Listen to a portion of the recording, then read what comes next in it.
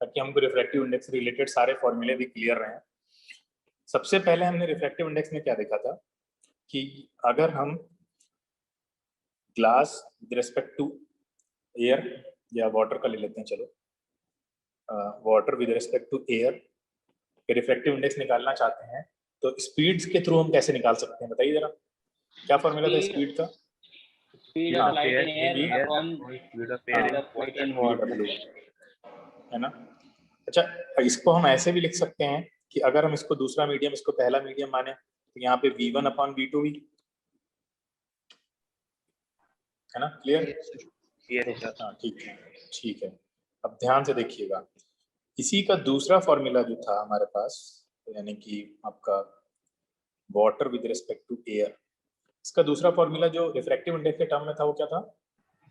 Refractive index mu water upon mu air. हाँ, mu water upon mu air. अच्छा, इसको अगर हम 1-2 के टर्म में लिखना चाहें, ये 2 ये 1, तो यहाँ क्या आएगा? Mu 2 upon mu 1। हाँ, म्यू 2 अपॉन म्यू 1। ठीक है। अब एक चीज और देखिए, हमने स्नेल्स लॉ भी पढ़ा। स्नेल्स लॉ भी हमें बताता था कि कैसे निकालो। स्नेल्स लॉ हमें कैसे बताता था? यही वाटर और एयर। स्नेल्स लॉ के टर्म में क्या करें? ऊपर क्या लिखें? साइन आई, नीचे साइन आई अपॉन साइन आई। ये बता रहे हैं ना, क्लियर है ये? Yes sir. ठीक है। अब एक चीज और देखिए यहाँ पे कि हम सब जानते हैं कि v is equal to, formula होता है v का लैम्डा के टर्म में f लैम्डा होता है। Yes sir. ठीक है। अच्छा, v is equal to f lambda अगर होता है तो हम अगर इस तरह लिख रहे हैं वाटर और एयर, और हम जानते हैं va अपॉन vw होता है, तो हम इसको इस तरह लिख सकते हैं f into lambda a upon f into lambda w। Yes sir. हाँ, इसका मतलब है रिफ्रैक्टिव इंडेक्स इस तरह भी निकाला जा सकता है कि एफ तो कैंसिल हो जाएगा, तो एफ तो कांस्टेंट लेना है क्योंकि सोर्स से आ रहा है तो हम उसको कांस्टेंट मान रहे हैं। तो लैम्डा ए और लैम्डा डब्ल्यू, या इसको हम इस तरह भी लिख सकते हैं mu 2 upon 1, 2 with respect to 1, क्या लिखें ऊपर? लैम्डा 1 अपॉन लैम्डा 2, है ना। Yes sir. अब हम समराइज कर देते हैं उठा के, जितने फॉर्मूले हैं उसको ध्यान से सुनो। बस यही 4 फॉर्मूले हैं, इन्हीं 4 में तुमको क्वेश्चन मिलने वाले हैं, अगर मिलेंगे रिफ्रैक्टिव इंडेक्स के जितने भी। सबको समराइज करते हैं।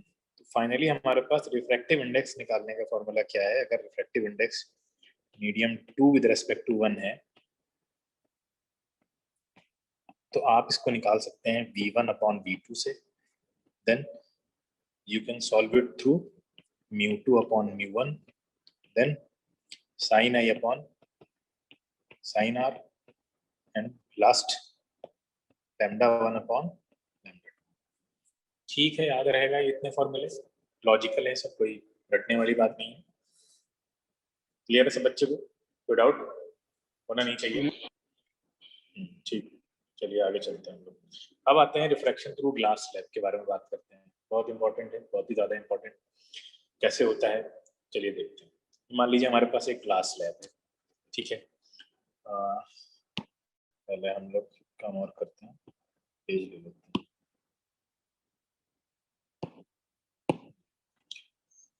अब यहाँ पे देखिए ध्यान से कि हम एक ग्लास स्लैब को ले लेते हैं, बस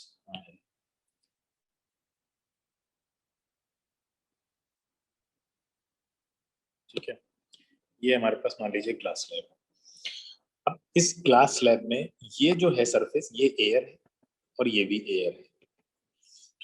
कोई रे है, हम इंसिडेंट कराते हैं, जैसे मान लो ये रे है, ये इंसिडेंट हो रही है। अब ये रेलर टू डेंसर जा रही है, डेंसर टू रेलर जा रही है? खैर ये पूछना बेकार है, बहुत आसान क्वेश्चन है। रेलर टू डेंसर जा रही है, रेलर टू डेंसर जा रही है, और यहाँ पे ये आपका नॉर्मल हो गया। आपको पता है टुवर्ड्स द नॉर्मल बेंड करेगी, तो जरा टुवर्ड्स द नॉर्मल बेंड कराते हैं। ये जाएगी ऐसे। अब ध्यान से देखना, यहाँ थोड़ी ज्योमेट्री भी लगने वाली, बल्कि आपकी जो ऑप्टिक्स है वो ज्योमेट्री आपकी जो है वो बहुत अच्छे से चेक करती है।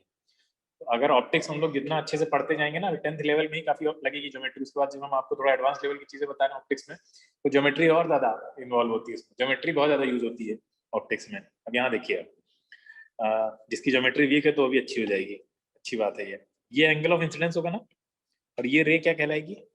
इंसिडेंट। अच्छा, ये वाला एंगल ऑफ रिफ्रैक्शन होगा, ठीक है। अब ध्यान से देखो कि ये रेयर थे, ये डेंसर थे भाई साहब। अब लाइट रे फिर से टकरा रही है आके एक सरफेस पे, और ये सरफेस डेंसर है, डेंसर ही है ना, सेम है दोनों। और अब बाहर वाला क्या है? रेयर है। अब यहाँ पे फिर आपको एक बाउंड्री पे आपको बनाना पड़ेगा क्या? नॉर्मल, नॉर्मल ड्रॉ करना पड़ेगा आपको बाउंड्री पे। ये ड्रॉ कर लिया आपने नॉर्मल। अच्छा, नॉर्मल ड्रॉ कर लिया आपने, उसके बाद क्या होने जा रहा है? अवे फ्रॉम द नॉर्मल जाएगी अब, अवे फ्रॉम द नॉर्मल। हाँ, ये कुछ ऐसे भाग जाएगी, हाँ ठीक है। और ये वाला जो एंगल होगा ये आपका I2 मान लो, ऊपर I था, I1 मान लेते हैं, ये I2 है। और ये वाला कितना एंगल हो जाएगा? R2 मान लेते हैं इसको, ये एंगल ऑफ इमरजेंस मान लेते हैं, E है। अब ध्यान से देखो कि आप सब ने ये Z वाली आकृति पढ़ी होगी, ये दोनों एंगल आपस में बराबर होते हैं। कौन सा रूल? Alternate angle. बिल्कुल। I2 तो यहाँ पे देखिए, R1 इक्वल होंगे। हाँ, I2 is equal to R होगा, ठीक है। तो ये आप यहाँ पे I2 is equal to R भी लिख सकते हैं। अब यहाँ पे ध्यान से देखिए, ये इतना आपका ड्रॉ करने को आएगा, इससे आगे भी आएगा, अभी शिफ्ट के बारे में भी आएगा। लेकिन फिलहाल इतनी चीज सबको समझ में आई कि ये कैसे बिहेव करेगी, ऐसे निकल के जाएगी। बोलिए। यस सबको समझ में आ गई इतना। अब हम लोग आगे चलते हैं। अब यहाँ पे यही चीजें देखो ध्यान से कि अगर इसी को हम उठा के कॉपी कर लें, पूरा बनाना पड़ेगा।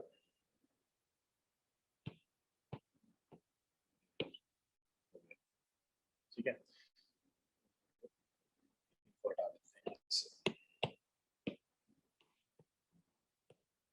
ये ठीक है, ये आ गए यहाँ पे। अब यहाँ ध्यान से देखो कि ये जो रे थी ओरिजिनली, ये रे कहाँ जाना चाह रही थी, जरा उस पर भी बात कर लेते हैं। उसको दूसरे कलर से बनाते हैं। ये रे थी ओरिजिनल, और ये कुछ ऐसे जाना चाह रही थी, ये देखिए ऐसे ना। Yes sir. ये रे ऐसे जाना चाह रही थी। एक सेकंड में एक चीज और कर देता हूँ, हॉरिजॉन्टल से वर्टिकल कर देता हूँ। सही है, ठीक है। ये रे ऐसे जाना चाह रही थी, इसका मतलब है अंदर जाकर ये थोड़ा सा शिफ्ट हो गई है। दोनों रेस पैरेलल, तो दिख रहा होगा दोनों के बीच की डिस्टेंस हर जगह सेम है, तो पैरेलल होगी।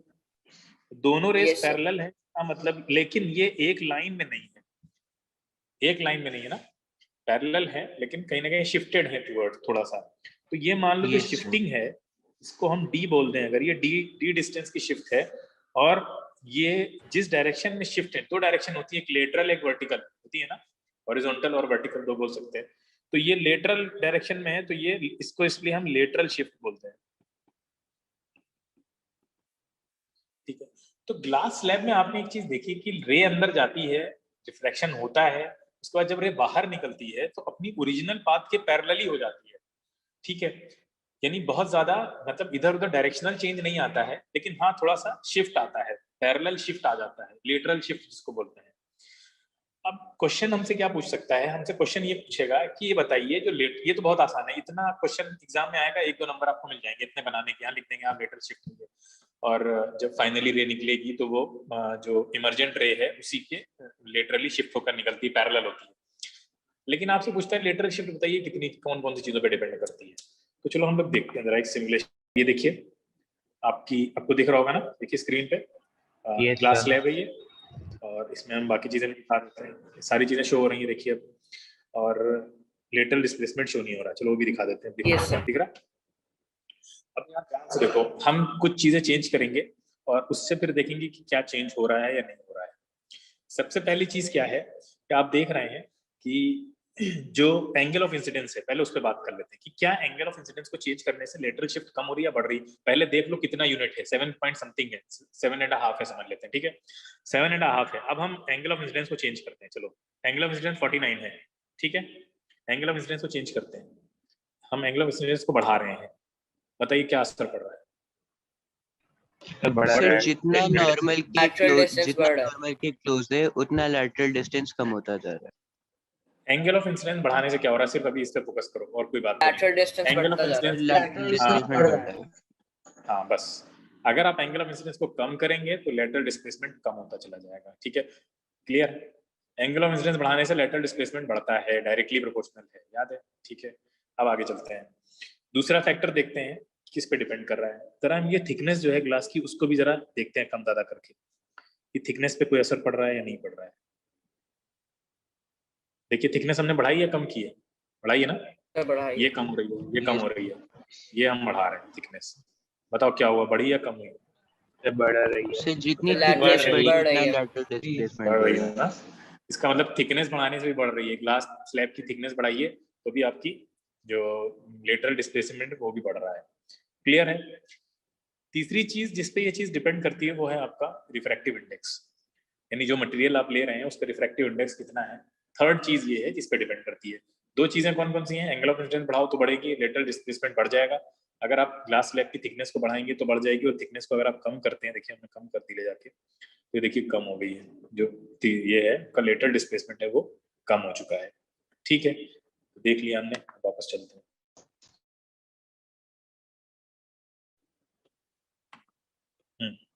ये देखिए, ठीक है।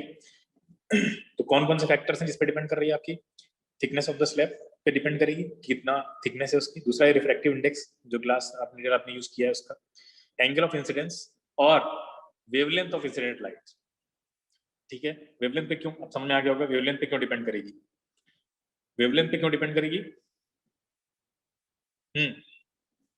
वेवलेंथ पे क्यों डिपेंड करेगी, बताओ भाई।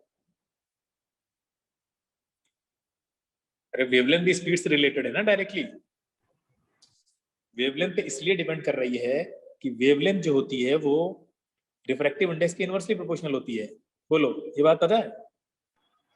यस सर, क्यों होती है, क्योंकि वेलोसिटी इसके इनवर्सली प्रोपोर्शनल होती है, इसलिए होती है क्योंकि वो तो वेलोसिटी के साथ साथ चलती है, डायरेक्टली प्रोपोर्शनल है ना, क्लियर है। तो ये इतनी चीजें याद रखनी है आपको एग्जाम पॉइंट ऑफ व्यू से, लेटरल शिफ्ट किस पे डिपेंड करती है ये ज्यादा इंपॉर्टेंट है। अब दो हमने कलर की बात की है तो चलो अब यहाँ पे उसको भी डिस्कस कर लेते हैं, दो कलर ले लिए हमने, ब्लू और आपका वॉयलेट। अब आप जानते हैं कि जो आपका विबग्योर होता है उसमें क्या होता है, उसमें ऊपर से नीचे आते हैं, ये 400 से स्टार्ट हो जाती है नैनोमीटर से, और आपका कहाँ तक जाती है 700 या 800 तक जाती है वेवलेंथ। ये वेवलेंथ इंक्रीज करती है नीचे जाने में, वेवलेंथ इंक्रीज करेगी तो वेवलेंथ का इनवर्सली रिलेशन होता है रिफ्रैक्टिव इंडेक्स से, रिफ्रैक्टिव इंडेक्स कम हो जाएगा, रिफ्रैक्टिव इंडेक्स कम हो जाएगा तो बेंडिंग बढ़ जाएगी, ये कम हो जाएगी। रिफ्रैक्टिव इंडेक्स अगर कम हो गया, रिफ्रैक्टिव इंडेक्स डायरेक्टली प्रोपोर्शनल है बेंडिंग के, बोलो आवाज नहीं आ रही क्या, आ रही है, आ रही है। रिफ्रैक्टिव इंडेक्स बढ़ा तो बेंडिंग बढ़ेगी, यानी वेवलेंथ बढ़ी तो रिफ्रैक्टिव इंडेक्स कम हो जाएगा और बेंडिंग भी कम हो जाएगी। अब दोनों में से कौन ज्यादा बेंड करेगी आप खुद बताइए। सर रेड, कौन ज्यादा बेंड करेगी, रेड, रेड ज्यादा bend, red sir blue, blue ज्यादा ब्लू करेगी क्योंकि उसकी वेवलेंथ कम है तो बेंडिंग ज्यादा होगी। हाँ तो सबसे ज्यादा बेंडिंग इसमें होगी ब्लू में आपकी, ठीक है सबसे ज्यादा बेंडिंग ब्लू में होगी, और रेड में सबसे कम बेंडिंग रेड में होगी, यानी रेड जो होगी वो मोरलेस आपकी कुछ इस तरह से जाएगी, ठीक। इसको याद रखिएगा, ये बहुत लॉजिकली आपको समझा दिया है कि आप इसमें गलती करेगी कौन सी करेगी। अभी प्रिज्म में इसका और खेल देखेंगे आप लोग, ये भी देखेंगे। और हाँ एक चीज देखिए यहाँ पे कि जो आपका ग्लास स्लैब होती है, ग्लास स्लैब में आप देख रहे हैं ना रे फाइनली जाके पैरेलल निकल जाती है, तो बहुत ज्यादा मतलब इतना ज्यादा बेंडिंग को इनकाउंटर नहीं करती है, और फाइनली जो इमरजेंट रे होती है वो पैरेलली होती है, थोड़ा सा शिफ्ट की हुई होती है, इसीलिए ग्लास स्लैब के आर पार देखने पर आपको बहुत ज्यादा डेविएशन नहीं दिखता है उधर की चीजों का, वो चीजें साफ साफ दिखती हैं। और आपने देखा होगा कि ऑफिसेज में जो टेबल्स होती हैं उनके ऊपर ग्लास स्लैब रखी जाती है इसीलिए, और नीचे सब इंपॉर्टेंट पेपर रखे होते हैं, देखा है? Yes, sir. Yes, sir. Paper principal room में भी देखा होगा और जगह भी देखा होगा, तो ऐसे पेपर सब नीचे रखे होते हैं, तो वो ग्लास स्लैब के थ्रू सारे पेपर उनको क्लियरली दिख रहे होते हैं, क्योंकि सिर्फ प्लेट में शिफ्ट होता है और कोई इधर उधर टेढ़ी मेढ़ी बेंडिंग नहीं होती है। अदरवाइज अगर हम डायमंड की प्लेट रख देना उसके ऊपर ले जाके तो कुछ नहीं दिखेगा नीचे क्या रखा हुआ है, ठीक है? तो ग्लास स्लैब में ये हमारे लिए फैसिलिटीज रहती है, और इसीलिए आपके जो चश्मे में जो लेंस यूज किए जाते हैं वो भी ग्लास के होते हैं, ठीक है? तो ग्लास के अंदर ये जो हम फैसिलिटी देख रहे हैं, अभी हमने जो देखा है ये पूरा, इसीलिए हम ग्लास को इतना ज्यादा डे टू डे लाइफ में यूज कर पाते हैं, क्योंकि वो उतना ज्यादा सामने की चीजें हमें एक्चुअल में ही दिखती हैं जैसी हैं वैसी, वो कोई अंदर रिफ्रैक्शन उतना ज्यादा नहीं होता है उसके अंदर, तो दिक्कत नहीं होती है। इसीलिए आप ग्लास के गॉगल्स यूज, मतलब ये जो आपके शीशे हैं चश्मे में, वो ग्लास के लगाते हैं आप, और किसी मटेरियल के आप नहीं लगा पाते, इसीलिए, ठीक है? अब आगे चलते हैं हम लोग। हाँ, एक इंपॉर्टेंट कॉन्सेप्ट और है, यहाँ देखिए ये ग्लास स्लैब है, अगर हम लोग इस ग्लास स्लैब के नीचे मिरर रख दें तो क्या होगा, चलिए देखते हैं। ये हमने एक मिरर इसके नीचे लगाया है, और ध्यान से इस कॉन्सेप्ट को सभी लोग देखें, ठीक है? जिन्होंने पहले पढ़ रखा है वो भी खामोशी से सुने, नहीं पढ़ रखा है तो आज आपको क्लियर हो ही जाएगा ये बहुत अच्छे से। ये मिरर रखा हुआ है, ये मैं पॉलिश कर रहा हूँ पीछे से इस पे, ठीक है? अब यहां मान लीजिए कोई ऑब्जेक्ट है ऊपर, यहाँ पे हम एक ऑब्जेक्ट मान लेते हैं ओ, ठीक है? ये ऑब्जेक्ट है ओ, इस ऑब्जेक्ट से आपको इमेज बनानी है, तो पिछले साल पढ़ चुके इमेज बनाने के लिए मिनिमम कितनी रेस चाहिए होती है? 2 रेस चाहिए होती है, भूल गए सब तुम लोग रिफ्लेक्शन पढ़ के। अब ये पहली रे हमने निकाल दी, इस पे परपेंडिकुलर डाल दी, ठीक है? परपेंडिकुलर रे जो आएगी, हम नॉर्मल इंसिडेंस के बारे में बता चुके हैं आपको, नॉर्मल इंसिडेंस में क्या होगा कि बगैर डेविएशन के जाएगी अंदर, बोलो? Yes, sir. बिना किसी डेविएशन के अंदर जाएगी, हाँ, तो वो सीधी सीधी अंदर निकल जाएगी, ये ऐसे सीधी बिना किसी डेविएशन के जाके मिरर को हिट करेगी आपकी, ये सीधी निकल गई। अब मिरर को हिट करेगी, मिरर पे भी नॉर्मल इंसिडेंस हो रहा है ना? Yes, sir. पाथ रिट्रेस कर लेगी, तो वो वापस से मतलब वापस ऐसे निकल जाएगी इस तरह से चलती हुई। अब दूसरी रे भी हमें चाहिए होगी, क्योंकि मिनिमम 2 रेस चाहिए, दूसरी रे हम ऑब्लिक इंसिडेंस पे डालते हैं थोड़ा सा, ये हम दूसरी रे को भेजा। अब यहाँ से देखो, हमने आपको बताया था 3 चीजें होती हैं जब कोई रे किसी सरफेस पे टकराती है, क्या होती है 3 चीजें जरा बताओ? Refraction, reflection, and absorption. हाँ, यहाँ पे भी वो तीनों चीजें होंगी, ठीक है? अब देखिए ऑब्जॉर्प्शन थोड़ा बहुत हुआ जो भी हुआ, अब रे क्या करेगी, पहले तो रिफ्लेक्ट करेगी यहाँ से, तो यहाँ देखिए रे को हम रिफ्लेक्ट कराते हैं, ये रे हो गई रिफ्लेक्ट कर गई आपकी इधर,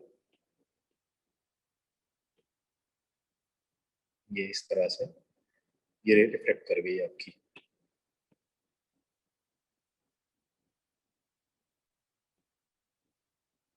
ये ठीक है? अब बाकी रे जो रिफ्लेक्ट कर गई, उसके बाद जो रे बचेगी वो आएगी आपकी नीचे वेफर अंदर घुस के पेनिट्रेट करती हुई, और आपको पता है रेलर टू डेंसर जा रही है तो क्या होगा? Towards the normal. हाँ, टुवर्ड द नॉर्मल बेंड करेगी, तो ये टुवर्ड द नॉर्मल बेंड करा दिया हमने। अब एक बात ध्यान रखिए, रेशियो क्या होता है जब कोई भी सरफेस से रिफ्रैक्शन और रिफ्लेक्शन दोनों होता है, इतना याद रखिएगा, मान लीजिए रे 100% एफिशिएंसी के साथ आ रही थी, तो ये क्या करेगी, 5% आपकी रिफ्लेक्ट होती है और 95% नीचे जाएगी, रिफ्लेक्ट होगी, ठीक है? अप्रोक्सीमेट वैल्यू ले रहे हैं हम लोग, तो मान लेते हैं कोई रे 100 की रे नीचे आ रही थी, उसका 5 इधर निकल गया और 95 नीचे चला गया, ठीक है? अब आप खुद जानते हैं जब रे रिफ्लेक्ट होके इधर जा रही है, तो यहाँ पे कोई इंसान खड़ा होगा, अगर यहाँ पे कोई आंख खड़ी होगी ऐसे, तो उसको क्या लगेगा?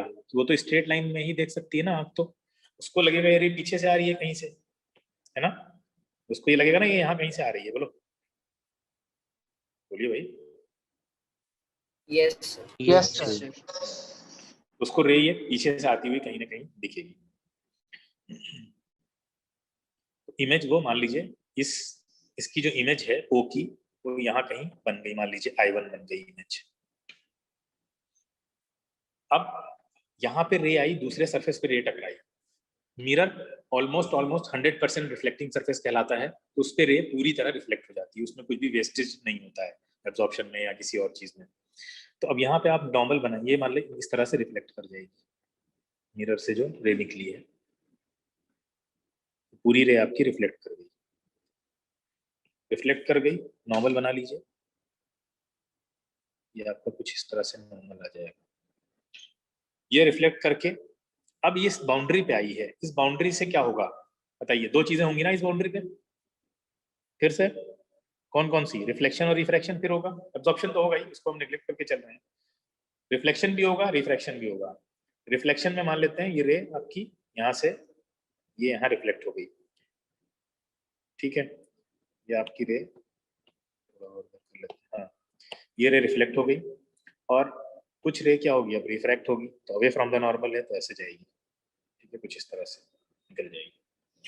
अब आप खुद सोचिए, अभी हमने 5 और 95 वाला रूल बताया था आपको, तो 95 में 5% निकल गया, मान लीजिए यहाँ पे रिफ्लेक्शन में जाएगी तो यहाँ सिर्फ 5% है, और इधर कितना निकल जाएगी? 90 रफली, है ना? 90% इधर चली गई, 5% इधर आ गई। अब यहाँ पे देखिएगा ध्यान से, इसको मैं थोड़ा सा, ठीक है, ये 5% वाली रे है। अब हम यहाँ पे क्या करते हैं, ये भी यहाँ पे भी इस सरफेस पे भी रिफ्लेक्ट होगी, यहाँ चली गई रिफ्लेक्ट होगी, ठीक है, और बीच में नॉर्मल बना लेते हैं, ये नॉर्मल है। ये फिर इस सरफेस पे पहुंची है, फिर इस सरफेस पे आपको नॉर्मल बनाना पड़ेगा, और फिर यहाँ पे वही दो केसेस होंगे। 95% आपकी कहाँ चली जाएगी? रिफ्रैक्ट हो जाएगी अवे फ्रॉम द नॉर्मल से इधर, लेकिन जो रे बची है उसी का 95%। अब 5 का 95% आप क्या समझते हैं कितना होगा? मान लेते हैं 4.5 है, लेट्स से सपोज मान लेते हैं 4.5 इधर आ गई, और इधर नीचे कितनी जाएगी? 0.5 करीब जाएगी रिफ्लेक्ट जो होगी, ये मान लीजिए 0.5%। अब ध्यान से देखिए, 90% वाले में भी जो है आंख लगा के कोई देख रहा होगा, इस तरह से आंख यहाँ पे भी कोई है, अगर आप मान लीजिए यहाँ पे कोई देख रहा है इधर से, उसको क्या लगेगा ये रे कहाँ से आ रही है?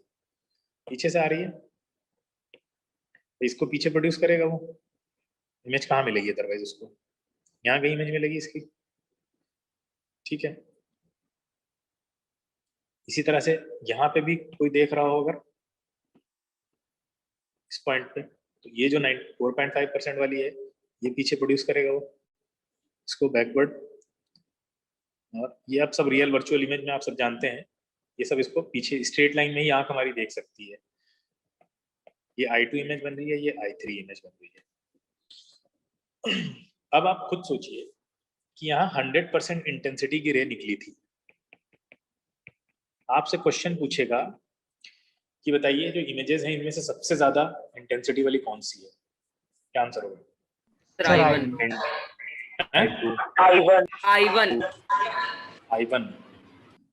I1 कुछ बच्चे बोल रहे हैं I1, sir I2, sir I2, sir I2, ये देखिए 5% है, उनको दिख नहीं रहा है कि 5% ज्यादा है कि 90% ज्यादा है, ठीक है, कौन सी होगी? सर I2 I2 हो गया, obvious बात है I2। अब एक बात बताओ, आगे हम कितनी भी इमेजेस बनाते चले जाएं, क्या I2 को कोई सरपास कर पाएगी इंटेंसिटी में? नो सर, नहीं कर पाएगी ना, बल्कि आगे की इमेजेस और धुंधली बनती चली जाएंगी। तो अब आपको समझ में आया, इसका रीजन भी पूछ सकता है आपसे कि रीजन बताओ सेकंड इमेज क्यों ब्राइटर बनती है। जब हम मल्टीपल इमेजेस देख रहे होते हैं यूजिंग थिक मिरर, तो वहाँ पे सेकंड इमेज ब्राइटेस्ट क्यों बनती है, तो आप ये वाला रेशियो बता सकते हैं कि रिफ्रैक्शन में कितना जाती है और रिफ्लेक्शन में कितना जाती है अप्रोक्सीमेट वैल्यू, तो उससे उसका रीजन आप पूरा लिख सकते हैं अपने वर्ड्स में। ठीक है, समझ में आ गया? एक कॉन्सेप्ट था आपके यहाँ, तो मैंने छोटा इंक्लूड कर लेते हैं। अब हम लोग आगे चलते हैं, इसमें कोई डाउट नहीं रहा होगा, अच्छे से एक्सप्लेन हो गया ये, बोलो नहीं है ना कोई डाउट? आंसर ठीक है। हम यहाँ देखिए ऊपर वाले को हमने वाटर ले लिया, नीचे वाले को एयर ले लिया, अब हम यहाँ पे रे को पास कराते हैं। अब यहाँ पे देखिए यहाँ पे आपको पता है कि दोनों चीजें होती हैं, अभी हमने बताया भी था, कुछ रिफ्लेक्शन होता है कुछ रिफ्रैक्शन होता है, ठीक है। अब यहाँ देखिए आप कि हमने एक दिन बताया था आपको कि अगर आप एंगल ऑफ इंसिडेंस को कम करते चले जाएं, कम करते चले जाएं, तो क्या होता है? जो बेंडिंग है वो कम होती है बढ़ती है, याद है?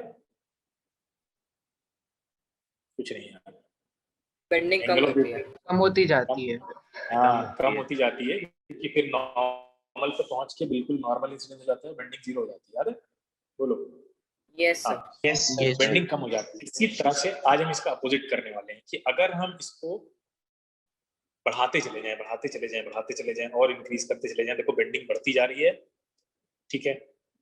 अब यहाँ देखिए एक टाइम ऐसा आ रहा है कि जब जो रे है वो बिल्कुल क्या हो रही है, इंटरनली रिफ्लेक्ट होने लग रही है। देखो कोई भी रिफ्लेक्शन नहीं हो रहा है ना यहाँ, Yes, sir. देखिए yes sir. Angle of Yes, incidence sir. को आप थोड़ा एक जरूरत से ज्यादा बढ़ा दिया, देखो 47 पे आए, 47.1 से और बढ़ा के 48 किया, 48 से 48.67 और 6 पे ही देखो, है ना?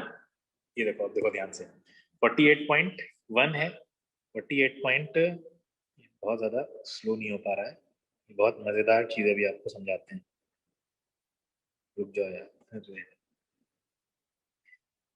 चलो ठीक है, हाँ देखो रुक गया। अब यहाँ देखो 48.6 डिग्री है, अगर हम थोड़ा सा बढ़ाएंगे अंदर चली जाएगी ना, बोलो Yes, बोलो बेटा। sir. Yes sir. कुछ लोग हमें लग रहा समझ में आ नहीं रहा है।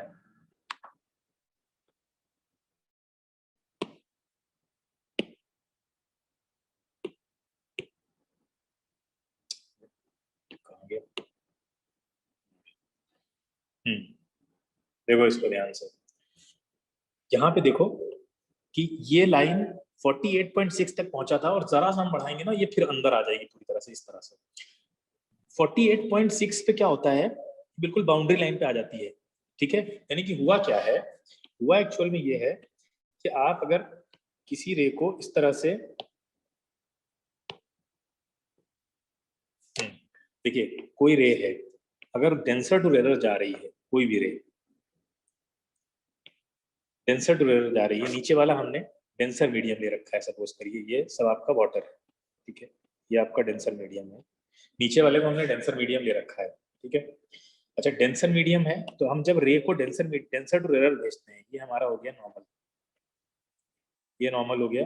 और जब रे को हम डेंसर टू रेयर भेज रहे थे, अभी ऊपर वाले में डेंसर टू रेयर भेज रहे थे ना, ये वाटर से एयर में, तो डेंसर टू रेयर जब आप किसी को भेजते हैं रे को, यहाँ देखिए ये आपने इंसिडेंट रे डाली, ठीक है, और इंसिडेंट रे डालेंगे तो रिफ्लेक्टेड रे क्या होगी, ऐसे जाएगी, अवे फ्रॉम द नॉर्मल जाएगी ना। तो ये इंसिडेंट रे थे आपकी, मान लीजिए कोई 30 डिग्री पे थी और ये आपका एंगल ऑफ रिफ्लेक्शन बन रहा होगा, 30 से तो ज्यादा ही बन रहा होगा, ठीक है, मान लेते हैं ये 50 डिग्री बन रहा है। अब आप क्या करते हैं, आप इंसिडेंट रे के एंगल ऑफ इंसिडेंस को बढ़ाते हैं और इंक्रीज करते हैं, तो हमने एंगल ऑफ इंसिडेंस को ये देखिए बढ़ाया, ठीक है। अब एंगल ऑफ इंसिडेंस आपका हो गया मान लीजिए 45 हो गया, तो रे जो है एंगल ऑफ रिफ्लेक्शन बढ़ जाएगा ना उसी रेशियो से, बोलो ये तो बढ़ के आए हैं सब लोग, Yes, ये बढ़ sir. गया एंगल, यस सर। ये कितना हो गया, ये बढ़ के मान लीजिए हो गया आपका 70 हो गया, ठीक है। अब आपने क्या किया, और शरारत करी आपने, आपने और बढ़ाया उसको, कि देखें क्या हो रहा है।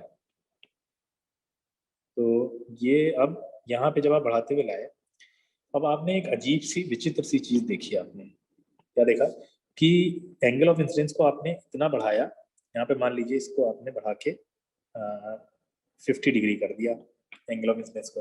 अब आपने देखा कि जो लाइट रे है वो इस लाइन के बिल्कुल कॉन्साइड होके जा रही है, जो बाउंड्री लाइन, यानी बाउंड्री लाइन से कॉन्साइड होके जा रही है, ये देखो इस तरह से निकल रही है, ठीक है। यानी ना उधर वाले मीडियम में है ना नीचे वाले मीडियम में, बिल्कुल बाउंड्री लाइन पे। इस फिनोमिना को कहा जाता है ग्रेजिंग इमर्जेंस। नहीं जब आप एंगल ऑफ इंसिडेंस को इतना बढ़ा दें कि जो बाउंड्री लाइन है आपकी मीडियम्स की, जो आपकी रिफ्रैक्टेड रे है वो बाउंड्री लाइन पे इमर्ज ग्रेज करती हुई, इसको चढ़ती हुई जा रही है, ग्रेज वर्ड जैसा बोलते हैं हम लोग जानवरों के लिए, कि उसके बिल्कुल पैरेलल से रेंगती हुई जा रही है, ना नीचे है ना ऊपर है, इसको बोलते हैं ग्रेजिंग इमर्जेंस। और जिस एंगल पे ये ग्रेजिंग इमर्जेंस होता है उस एंगल को बोलते हैं क्रिटिकल एंगल। हाँ ठीक है। अब देखो यहाँ पे अगर हम स्नेल्स लॉ लगाएं तो क्या आएगा, स्नेल्स लॉ हम पढ़ चुके हैं, एंगल ऑफ इंसिडेंस क्या होता है, ये होगा म्यू वाटर इनटू क्या होगा, सही भाई, या इसको म्यू टू मान लेते हैं, चलो म्यू टू या म्यू वन है यही तो, इसके लिए तो म्यू 1 ही है। म्यू 1 इंटू क्या होगा बताइए, वाटर ही मान लेते हैं चलो, साइन 50, ठीक है, या क्रिटिकल एंगल तो साइन सी मान लेते हैं इसको, इक्वल टू कितना हो जाएगा, इक्वल टू कितना हो जाएगा भाई, दूसरे मीडियम के लिए बताओ ना सर म्यू ए याद रहना। हाँ, म्यू एयर इनटू साइन 90। हाँ ठीक है।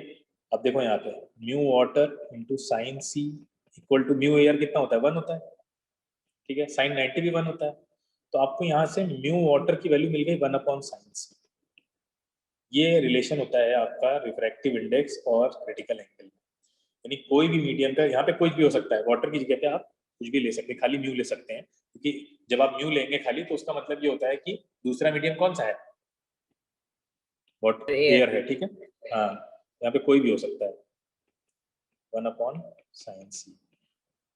ये आप क्रिटिकल एंगल निकाल सकते हैं अगर आपको रिफ्रैक्टिव इंडेक्स पता है किसी मीडियम का, कि वहां पे कितने क्रिटिकल एंगल इसको क्यों बोल रहे हैं, इसलिए बोल रहे हैं कि अगर आप 50 से थोड़ा सा आगे गए तो ये नीचे आ जाएगी, फिर अगर आपने थोड़ा भी इंक्रीज किया 50 से आगे बढ़े आप तो ये नीचे आ जाएगी ना,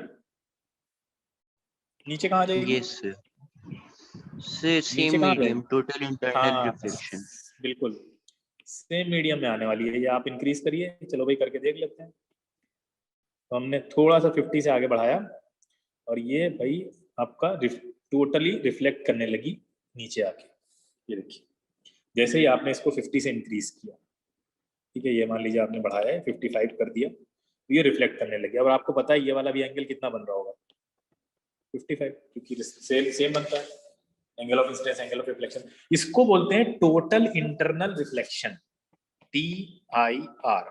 टोटल इंटरनल रिफ्लेक्शन इसलिए बोलते हैं क्योंकि अभी हमने देखा था कि रिफ्लेक्शन, किसी भी तरह का कोई रिफ्लेक्शन होता है, कोई सरफेस से जो हो रहा होता है, ग्लास है, कोई स्मूथ सरफेस है, सॉरी मिरर है या और कोई स्मूथ सरफेस है, वो रिफ्लेक्शन जो होता है उसमें कुछ ना कुछ लॉस हो जाता है, ठीक है, वो एब्जॉर्प्शन में चली जाएगी, कुछ पेनिट्रेट कर जाएगी।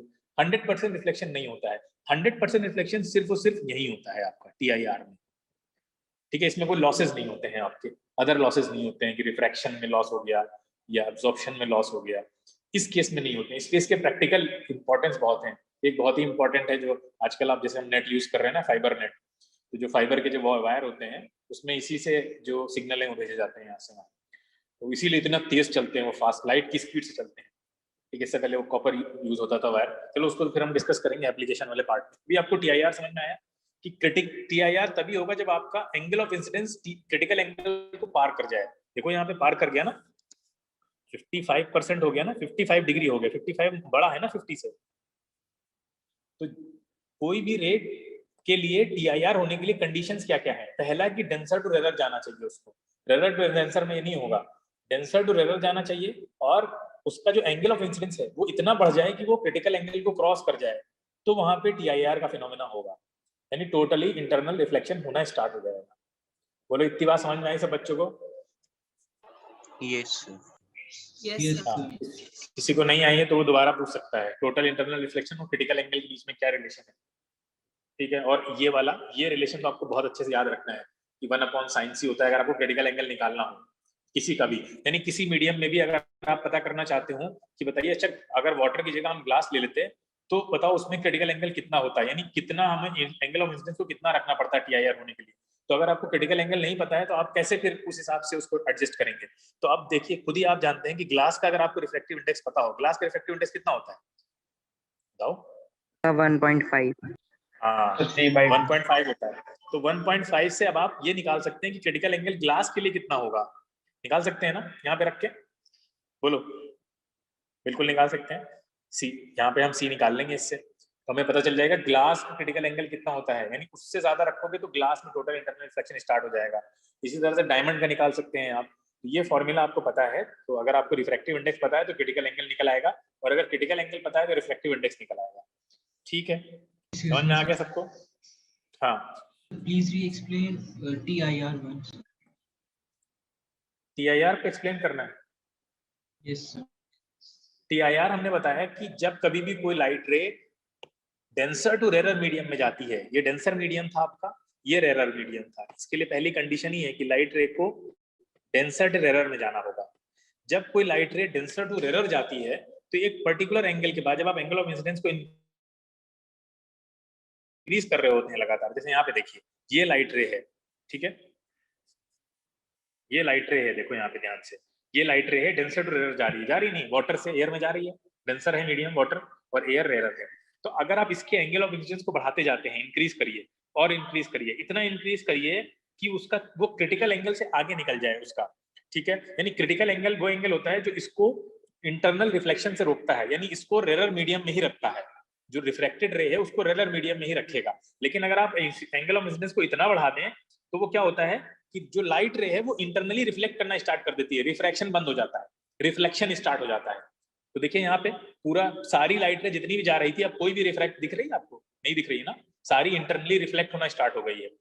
तो जब कोई लाइट रे डेंसर टू रेरर में जाती है तो एंगल ऑफ इंसिडेंस को अगर आप बढ़ाते जाएंगे, ज्यादा बढ़ाएंगे, तो एक टाइम ऐसा आता है कि वो अपनी उस क्रिटिकल वैल्यू को या थ्रेशोल्ड वैल्यू को क्रॉस कर जाएगा, जो वैल्यू उस वहां रिफ्रैक्शन के लिए जरूरी होगी। अगर उसमें आप रिफ्रैक्शन चाहते हैं कि उससे कम आपको रखना पड़ेगा एंगल ऑफ इंसिडेंस अगर आप रिफ्रैक्शन करवाना चाहते हैं। और जहां उस वैल्यू को एंगल ऑफ इंसिडेंस ने क्रॉस किया वो इतना बढ़ गया कि वो क्रिटिकल एंगल को क्रॉस कर गया, तो फिर लाइट रे रिफ्रैक्ट नहीं होने वाली है, फिर रिफ्लेक्ट करेगी अंदर ही, इंटरनली रिफ्लेक्शन स्टार्ट हो जाएगा, ठीक है। फिर आप एंगल ऑफ इंसिडेंस को कितना बढ़ाते जाइए फिर वो रिफ्लेक्शन ही होगा। ये देखिए टोटल इंटरनल रिफ्लेक्शन स्टार्ट हो जाएगा। समझ में आई बात? Yes sir. इसी को बोलते हैं टोटल इंटरनल रिफ्लेक्शन, ठीक है। अब ये टोटल होता है, कंप्लीट होता है, इसमें कोई लॉस नहीं होता है, एब्जॉर्प्शन वाला लॉस नहीं होता है, रिफ्रैक्शन वाला हो ही नहीं रहा, रिफ्लेक्शन दिख रहा है सामने, ठीक है। तो इसकी कंडीशन ये है, दो कंडीशन मेन है कि डेंसर टू रेरर मीडियम में जाना चाहिए लाइट को, और दूसरी कंडीशन क्या याद रखनी है कि angle of incidence must be greater than angle और क्रिटिकल एंगल, ठीक है। अब क्रिटिकल एंगल हर एक मीडियम का अलग अलग होगा, वाटर का अलग होगा, ठीक है, क्योंकि उसके रिफ्रैक्टिव इंडेक्स पे डिपेंड कर रहा है ना क्रिटिकल एंगल, अभी बताया था हमने, क्रिटिकल एंगल रिफ्रैक्टिव इंडेक्स पे डिपेंड कर रहा है। तो डायमंड का अलग होगा, वाटर का अलग होगा, हर चीज का अलग होगा। समझ में आ गया? क्लियर है? बोलो बेटा। हाँ, अब आते हैं बहुत इंपॉर्टेंट चीज पे, आज की सबसे इंटरेस्टिंग चीज, और वो है आपका प्रिज्म, ठीक है। अब प्रिज्म में देखिए क्या है ऐसी चीज, क्या है इंपॉर्टेंट प्रिज्म में हमारे लिए इतना। देखिए प्रिज्म के बारे में पहले आप समझ लीजिए कैसा होता है ये, ठीक है। वैसे आपने मेंसुरेशन में देखा होगा, अगर आपने 3D मेंसुरेशन पढ़ाई गई, अभी आपको नहीं पढ़ाई गई, ये 3D मेंसुरेशन का पार्ट है। अगर नहीं पढ़ाई गई है तो पढ़ाई जाएगी, अब पिरामिड है नहीं पढ़ाई गई है तो अब पढ़ाई जाएगी। 3D मेंसुरेशन में ये चीजें आप लोग पढ़ेंगे, तो इस साल अगर सिलेबस में होगा तो पढ़ेंगे। प्रिज्म जो है वो क्या होता है, देखो पहले समझो। प्रिज्म में क्या होगा, देखिए ये दो सरफेस होंगे इस तरह से, एक ये वाला सरफेस होगा फ्रंट, एक ये बैक सरफेस होगा, दो सरफेस हमने बनाए हैं ए और बी, ठीक है। और इन दोनों सरफेसेस को इनके रिस्पेक्टिव कॉर्नर से मिला दिया जाएगा, यानी दो ट्राइंगल अगर आप लें ऐसे, और एक को यहाँ रखें, एक को यहाँ रखें, फिर इनके सारे कॉर्नर्स को मिला दीजिए आप, ये इस तरह से, इस तरह से, तो इनसे जो बनने वाला फिगर है वो क्या कहलाएगा, प्रिज्म कहलाएगा, ठीक है। और ये सिर्फ ट्राइंगल के साथ ही नहीं होता है, आप रेक्टेंगल रख लीजिए, ये देखिए इनके सारे कॉर्नर मिला दीजिए आप, उससे जो आपका फिगर बनेगा वो क्या होगा, ये होगा रेक्टेंगुलर प्रिज्म होगा, ये ट्राइंगुलर प्रिज्म है। इसी तरह से सर्कुलर भी होता है, हो सकता है, लेकिन सर्कुलर में क्या होगा, फ्लैट सर्फेसेस नहीं होते हैं, तो फ्लैट सर्फेसेस होना बहुत जरूरी है, ठीक है। तो प्रिज्म में देखिए फ्लैट सर्फेस दिख रहा है ना आपको, ये बोलिए, ये फ्लैट है, ये देखिए दो फ्लैट सर्फेसेस हैं यहाँ पे, तो प्रिज्म में फ्लैट सर्फेसेस होने बहुत जरूरी है, ठीक है। और दो ये आमने सामने आपका अगर ट्राइंगल है तो ट्राइंगुलर प्रिज्म है, रेक्टेंगल है तो रेक्टेंगुलर प्रिज्म है। बहरहाल तो हम लोग यहाँ पे क्या पढ़ने वाले हैं, ट्राइंगुलर प्रिज्म के बारे में पढ़ने वाले हैं, ठीक है। अब इसमें क्या क्या कुछ चीजें हैं जो जान लीजिए। ये जो एंगल होता है इसको एंगल ऑफ प्रिज्म कहते हैं, ठीक है। दो वर्टेक्स के बीच में जो एंगल बन रहा है वो एंगल ऑफ प्रिज्म होगा, ठीक है।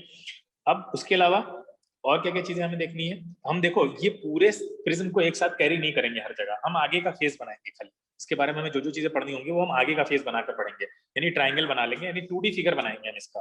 3D तो हर जगह बना पाना पॉसिबल नहीं है और जरूरी भी नहीं है हमारे लिए। तो हम ये पढ़ना चाहते हैं कि कोई लाइट रे अगर प्रिज्म में जाती है तो वो कैसा बिहेव करती है। आवाज आ रही है मेरी, ये गायब हो गई? सर आ रही है। यस सर आ रही है। फोटो गायब हो गया होगा ना? स्क्रीन भी शेयर हो रही है। शेयर हो रही, ठीक है। अब देखिए यहाँ पे ध्यान से कि हम एक प्रिज्म लेते हैं, ये देखिए आपका प्रिज्म है और हम इसी तरह बनाएंगे अब प्रिज्म को। इसके ऊपर एक लाइट रे को हम लोग इंसिडेंट कराते हैं। ये लाइट रे इंसिडेंट हो रही है, बहुत ध्यान से सुनिए। नॉर्मल बनाते हैं। नॉर्मल आपको पता है कैसे बनेगा? ये इस तरह आएगा ना नॉर्मल, है ना? Yes sir. हाँ, अच्छा ये नॉर्मल हो गया आपका, तो ये आपका एंगल ऑफ इंसिडेंस होगा। ये क्या ये वाला होगा? बताओ जरा। नॉर्मल के साथ बनाएंगे ना जो एंगल ऑफ इंसिडेंस होगा। अब यहाँ देखो, ये रेरर मीडियम है क्योंकि एयर है यहाँ पे, ये भी रेरर मीडियम है, अंदर वाला डेंसर मीडियम है। अब आप बताइए कि लाइट किधर बेंड होनी है? Towards the normal. टुवर्ड्स हाँ, नॉर्मल। टुवर्ड्स द नॉर्मल, ठीक है, बिल्कुल सही। तो टुवर्ड्स द नॉर्मल हम बेंड करा देते हैं इसको। ये बेंड हो गई। ये आपका एंगल ऑफ रिफ्रैक्शन होगा, बोलो।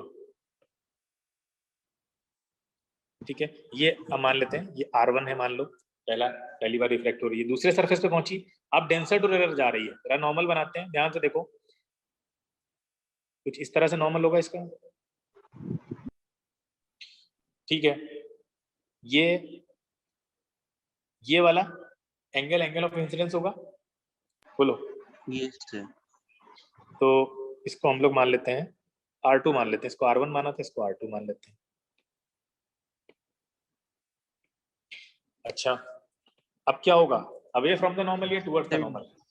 Away from the normal. Downwards जाएगी। डाउनवर्ड जाएगी, अवे फ्रॉम द नॉर्मल जाएगी। ठीक है, कुछ इस तरह से।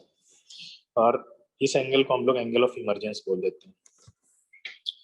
ठीक है, इतनी चीजें देख ली हमने, बोलो क्लियर है ये बात सबको? अब यहाँ देखो, Yes. पहले केस में, पहला केस ध्यान से देखो, पहले केस में जो लाइट रे है वो बेचारी यहाँ जाना चाहती थी ना, बेंडिंग ना होती तो ऐसे जाती। बेंडिंग नहीं होती तो ऐसे जाती। Yes yes sir. हाँ, यस सर। इसका मतलब ये वाला जो है वो पहली रे का एंगल ऑफ डेविएशन है एक तरह से ना, ये इतना डेविएट हुई ना, ध्यान से देखो, यही तो है डेविएशन एंगल, इतना डेविएट हो रही है ये रे, जब पहले ऐसे जाना चाहती थी और अब ऐसे गई है, तो यही तो डेविएशन एंगल बना। लेकिन ये तो बस पहले ही सरफेस पे जो डेविएशन हुआ है वो है। अगर हम दोनों सरफेस का डेविएशन कलेक्टिवली पता करना चाहते हैं तो हमें जो ये वाली रे है इसको पीछे प्रोड्यूस करना पड़ेगा ऐसे, और ये दोनों रे, पहली वाली जो रे जहां जाना चाहती थी, दूसरी वाली जो स्ट्रेट लाइन में जहां जा रही है, उसको क्रॉस करेंगे, ये आएगा टोटल एंगल डेविएशन। क्योंकि पहला वाला डेविएशन ये है, दूसरा वाला डेविएशन ये है आपका कहीं ना कहीं। तो दोनों डेविएशन अगर आपको एक साथ पता करने हैं तो आप क्या करेंगे, इसको बैकवर्ड प्रोड्यूस करिए, इसको आप ऐसे पीछे ले जाइए, ये देखिए ये यहाँ पे मिल रहे हैं, ये आपका टोटल डेविएशन होगा, डेल्टा डेल, ये डेल होगा आपका, यानी कितना डेविएट हुई है, टोटल कितना डेविएशन आया है इसके अंदर। अब अच्छा एक बात बताओ, सबने वही बता रहे हैं, ज्योमेट्री यहाँ बहुत आनी है, ये वाला एंगल बताओ कितना होगा, ये वाला एंगल, ज्योमेट्री लगेगी यहाँ। ये वर्टिकली अपोजिट एंगल्स दिख रहे हैं आपको? नहीं दिख रहे हैं।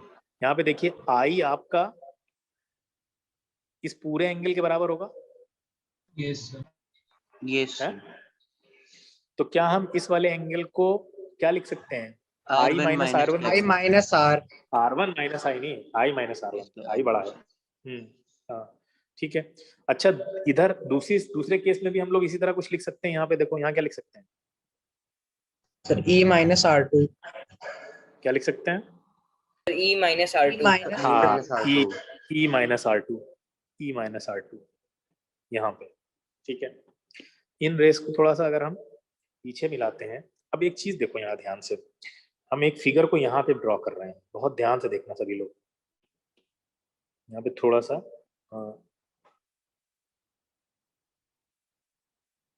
और फिर आपकी ज्योमेट्री लगने वाली है यहाँ पे। ये आपका डेल्टा है, ठीक है, सभी जानते हैं है बिल्कुल डेल्टा। ये क्या था अभी हमने निकाला? आई माइनस R1। ये क्या निकाला था हमने? E minus R2। आप सब जानते हैं किसी भी ट्राइंगल में जो एक्सटर्नल एंगल होता है which is the sum of opposite internal angles. Yes yes sir, I minus R1 plus E minus R2, is it correct? Yes yes sir, ठीक है, सबने पढ़ा है ना, वो वैल्यू पढ़ी होगी इस तरह से, यस एक्सटर्नल एंगल वाली। ये एंगल अगर 50 है तो ये 15 है तो ये कितना होगा 35। Yes, sir. तो अब यहाँ पे देखिए इसको हम कैसे लिख सकते हैं, ध्यान से देखना। इसको हम इस तरह लिख सकते हैं I plus E minus R1 plus R2। बोलो। Yes, sir. Yes, sir. लिख सकते हैं। अब आइए दूसरी तरफ, इसको थोड़ी देर के लिए भूल जाइए और दूसरे फिगर पे आते हैं। आपको एक चीज दिख रही होगी यहाँ से कि अगर मैं इस वाली रे को, जो रे है, इस रे को थोड़ा सा पीछे बढ़ाऊं और इधर इस रे को अगर आगे बढ़ाऊं तो ये दोनों यहाँ कट कर रही हैं, मिल रही है ना? बोलो। Yes, sir. मिल रही है।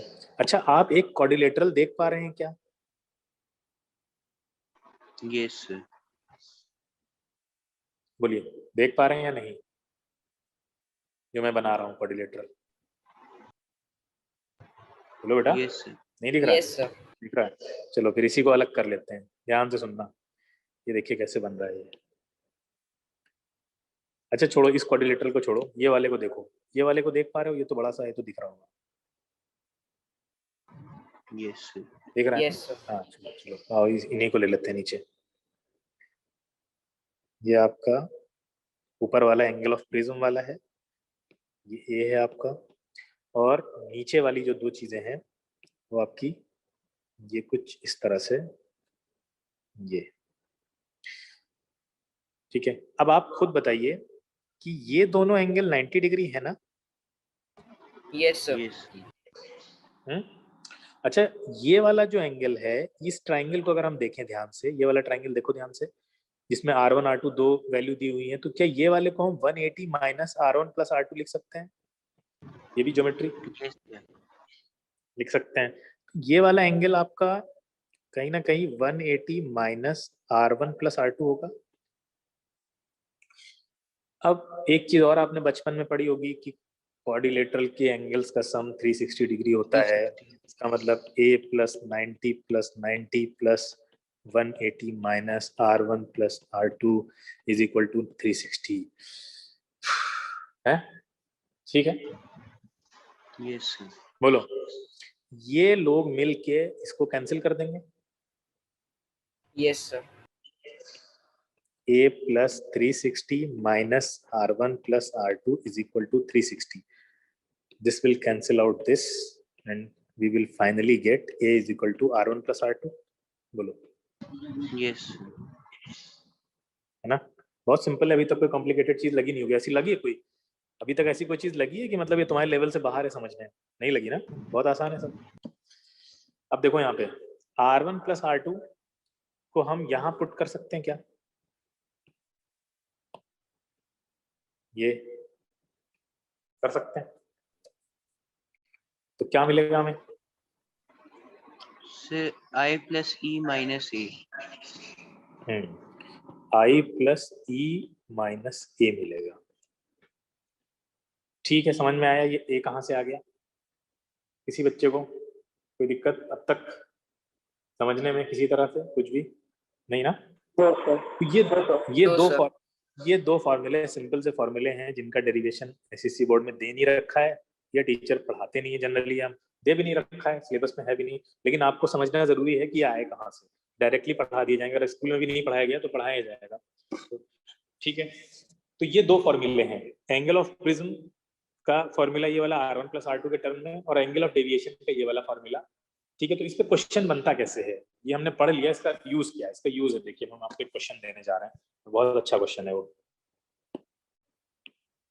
देखिए क्वेश्चन ये कह रहा है आपसे कि मान लीजिए एक ट्राइंगल है, ठीक है, मतलब प्रिज्म है, एक प्रिज्म आपको दे रखा है ये, और इस प्रिज्म में उसने एक रे, इंसिडेंट रे दे रखी है, ठीक है, और यहाँ पे ये आपका नॉर्मल है, ठीक है, और नॉर्मल के साथ कह रहा है कि एंगल बना रहा है 60 डिग्री का, ठीक है, दोनों तरफ एयर है, बीच में आपका वाटर है, सॉरी मतलब प्रिज्म है, म्यू दे रखा है प्रिज्म का, म्यू पी √3, और ये जो प्रिज्म है वो इक्विलेटरल है, यानी समझ गए आप क्यों हमने इक्विलेटरल बोला है। ये प्रिज्म आपका है इक्विलेटरल। अब पूछ क्या रहा है आपसे क्वेश्चन में, ये कॉम्पिटिशन का क्वेश्चन है, फाइंड ई यानी एंगल ऑफ इमर्जेंस, दूसरा पूछ रहा है एंगल ऑफ डेविएशन फाइंड करिए। अब बहुत बेसिक चीजें यहाँ पे लगने वाली है, ठीक है। Angle of deviation 120 degree. Angle of deviation कितना? 120 डिग्री। यही तो गलती होती है ना, इतनी जल्दी एक्साइटेड मत हो जाया करो, गलत है, गलती करके चले आओगे, ऑप्शन में रखा भी होगा 120 डिग्री। अब देखो यहाँ पे कैसे गलत है, इतना इजी, इतना आसान थोड़ी ना चुटकियों में लग जाएगा, थोड़ी सी कैलकुलेशन तो है, पहले समझ लो कैसे करना है। दो सरफेस है ना, पहला सरफेस है एयर, दूसरा सरफेस ये वाला है आपका, ठीक है, ये ए हो गया, दूसरा सरफेस ये प्रिज्म वाला है और फिर एयर है। दो सरफेस हैं, दोनों सरफेस पे 1 बाय 1 चलते हैं और स्नेल्स लॉ लगाते हैं। देखो हमारा जीवन कैसे आसान हो जाएगा इससे। पहले सरफेस पे म्यू ए साइन 60, देखते जाइए ध्यान से, ये क्वेश्चन अगर आप समझ गए तो आगे के इस पे और क्वेश्चन देंगे वो आप कर लेंगे, तो इसको ध्यान से पहले समझने में फोकस करिए। म्यू एयर कितना होता है 1, रूट साइन 60 कितना होगा √3/2, बोलिए। म्यू प्रिज्म कितना दे रखा है √3 साइन आर, अब ऑरली बता सकते हो साइन आर कितना होगा। अरे बहुत आसान है भाई, अभी भी सोच रहे हो। 0.5। अरे कहाँ बेटा 0.5 में आर हो जाएगा 30 डिग्री। Yes sir. तो फिर आर निकलेगा 30 डिग्री आपका। तो अब पूरा फिगर को कंप्लीट करिए आप। फिगर कंप्लीट कैसे होगा, ये इधर जाएगी रे और आर की वैल्यू कितनी आ जाएगी यहाँ की बताइए, 30 आ जाएगी। अब इस सरफेस पे क्या होगा, सब जानते हो क्या होगा, नीचे ही जाएगा ये, और यही आपका एंगल ऑफ इमरजेंस है, वो पूछ रहा है। इसके लिए आपको ये वाला एंगल R2 निकालना पड़ेगा। R2 कैसे निकालेंगे, अभी आपने एक फॉर्मूला बताया था एंगल ऑफ प्रिज्म का आपको, A इज इक्वल टू क्या होता है R1 प्लस R2। A कितना है 60, A 60 होगा, कितने लोग जानते हैं? Yes Yes, sir. sir. Yes, sir. Equilateral triangle. The equilateral triangle. बिल्कुल, इसीलिए यहाँ पे इक्विलेटरल वर्ड बोला गया था। A 60 हो गया, R1 30, R2 कितना निकल आएगा बताओ यहाँ से? 30। R2 भी 30 आ गया आपका, R2 की वैल्यू भी आ गई 30 डिग्री। अच्छा R2 30 आ गई, अब हम जरा सेकंड फेस, सेकंड जो है वो बाउंड्री पे वो लगाते हैं स्नेल्स लॉ। तो कैसे लगेगा यहाँ पे, म्यू प्रिज्म इनटू साइन, यानी एंगल ऑफ इंसिडेंस कितना है बताओ, तो बताइए भाई कितना ले। हाँ, इक्वल टू उधर का कितना ले, म्यू एयर और साइन ई। अब ये तो √3 है, ये 1/2 हो जाएगा, म्यू एयर 1 है, बताइए एंगल ऑफ इमरजेंस कितना आएगा? 60 डिग्री। तो एंगल ऑफ इमरजेंस आपको मिल गया 60 डिग्री। अब जीवन आसान हो गया। एंगल ऑफ डेविएशन का फॉर्मूला आपको पता है क्या होता है? क्या होता है sir I plus E minus A। I plus 60 E degree. Minus A। तो ये देखिए 60 प्लस 60 माइनस A कितना था 60, सब कैंसिल हो गया 60 डिग्री। क्लियर है, समझ में आया सवाल? आसान था, कोई दिक्कत नहीं है, कई सारे स्टेप्स थे लेकिन आसान है ना। चलो अगर आसान है तो एक क्वेश्चन हम दे रहे हैं आपको, अगर आप वो कर लेते हैं इसका मतलब आपको समझ में आ गया है, अदरवाइज नहीं आया है। ध्यान से सुनिए क्वेश्चन क्या है, ठीक है, ये क्वेश्चन किसी बुक में नहीं मिलने वाला है। अब यहाँ देखिए, यहाँ से जाएगा क्योंकि सब कंपटीशन के क्वेश्चन है। अभी हम नाम नहीं बता रहे किस कंपटीशन का है क्योंकि आप कर ही ले रहे हो, अब जब कर लोगे तो बताएंगे। ये सब बड़े बड़े कंपटीशन में आए हुए हैं, तो कितने आसान से हैं, अगर आपको सही तरीका पता है तो ये बहुत आसान है क्वेश्चन कहीं ना कहीं करना। ये पहला दिया हुआ है, ये यहाँ पे नॉर्मल है, और ये आपका 45 दिया हुआ है एंगल, ठीक है। एंगल ऑफ प्रिज्म दिया है 75 और आपका रिफ्रैक्टिव इंडेक्स ऑफ प्रिज्म दिया है म्यू पी √2 दिया हुआ है। क्वेश्चन पूछ रहा है find angle of emergence as well as angle of deviation, ठीक है। एक तो ये क्वेश्चन है और एक और अच्छा क्वेश्चन है, चलो अच्छा वो नहीं देते हैं अभी, पहले तुम लोग ये करना और इसका स्क्रीनशॉट मुझे भेज देना। मैं क्लास एंड कर रहा हूँ क्योंकि काफी टाइम हो गया, मुझे लग रहा है 7:30 हो रहा है।